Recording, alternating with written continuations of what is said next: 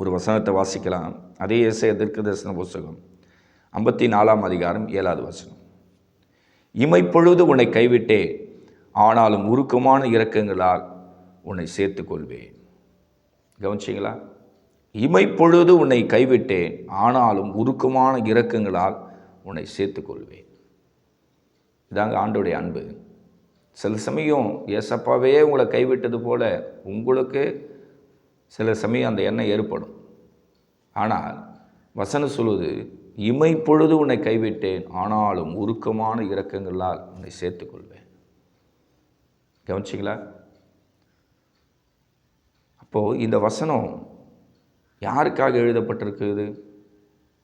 முதல் இது இயேசு கிறிஸ்துக்காக உரைக்கப்பட்ட தீர்க்க தரிசனம்.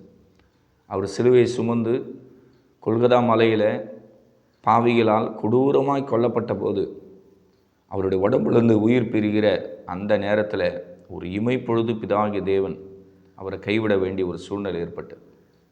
அப்போ தான் இயேசு ஏலி ஏலி லாமா சபக்தாமே, என் தேவனே ஏன் என்னை கைவிட்டீர் என்று கேட்டார். தேவகுமாரனே பிதாகிய தேவனிடத்தில் இப்படி ஒரு கேள்வி கேட்டால் பிதாகிய தேவனால் தாங்க முடியுமா? யோசனை பண்ணிப்பார். ஆனால் சொந்த குமாரனுடைய உடம்புலேருந்து உயிர் பிரிவதை இரக்கமுள்ள பிதா எப்படி பார்க்க முடியும்? அதனால தான் வசனம் சொல்வது, ஒரு இமைப்பொழுது உன்னை கைவிட்ட. அந்த சமயத்தில் தான் அந்த இமைப்பொழுது ஒரு கண் சிமிற்ற அந்த ஒரு இங்கே பாருங்கள், ஒரு நூல் இழையில் தான் ஏசப்படு உயிர் வந்து அவரோட உடம்பை விட்டு பிரியுது.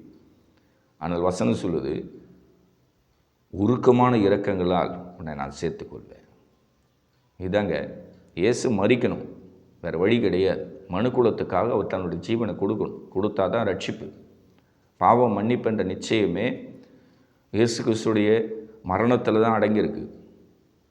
அதன் பிறகு அவர் உயிரோடு எழுந்துகிறார். பார்த்தீங்களா?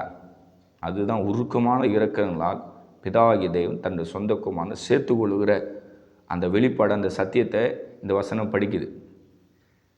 அந்த வசனத்தோட விளக்கம் அதுதான். இமைப்பொழுது பிதாகிய தேவன் சொந்த குமாரனை கைவிடணும்.